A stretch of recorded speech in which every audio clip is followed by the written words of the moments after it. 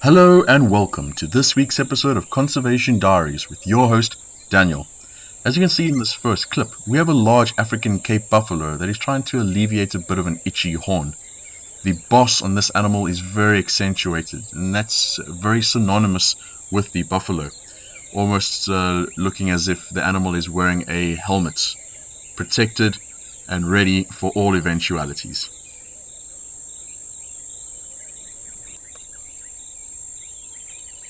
With these young buffalo calves moving around, this is a great sign that our buffalo herds are breeding very successfully.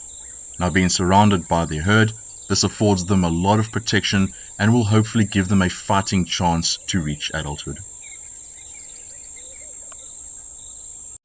We recently got the opportunity to catch up with a very sleepy LM2 who was doing what all lions do best. Now, he's been seen recently with the females, which is a clear indication that the dominance hierarchy on the reserve could be changing. A shake-up in the lion dynamics is definitely on the cards. We were also very fortunate this week to catch up with LM1, who had made a buffalo kill very close to Kolobe Lodge. Now, as they say in Afrikaans, maag is vol, oog is toe. He was lying in a small little pan not too far away from the lodge after having gorged himself on the buffalo. Now, with very few scratches on this animal's face, it seems like he's avoiding conflict at this stage, having moved a bit further south of where LM2 was last spotted. It seems the new additions to Lapalala have been the stars of the week so far, as we caught up with them very close to Roan Plains. Now, they have been a lot more visible of late and have allowed us sightings just like this, where we can really appreciate the magnificence of these small little cubs. Carrying on with the stars of this week, the following day, one of the lionesses had successfully managed to bring down a warthog for these young cubs. Now, what you are seeing in this clip is very normal behavior for lions. The pawing, hissing, and growling at each other, especially at a kill. Quite simply put, meat is energy, and energy is life. So if one lion feels as if another lion is busy muscling in on his or her portion of meat, then there will be a bit of aggressive interaction between those two individuals. Now, the fact that these cubs are busy eating meat is a great sign that they are definitely older than 3 months. So at 3 months, cubs will officially start on solid food. As you can see, they are busy tucking into a nice big warthog.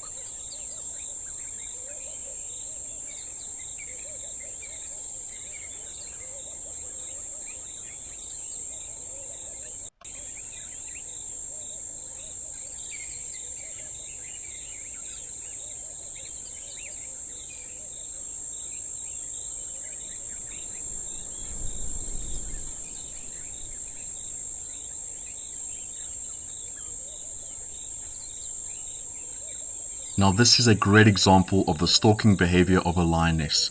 Watch as she gets really low to the ground and almost becomes one with the ground itself as she really tries her hardest to try to sneak up to this blue wildebeest.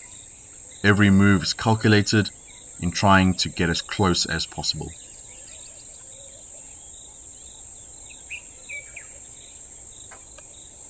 We managed to catch up with the females and the cubs a couple of days later as they were moving across Roan Plains.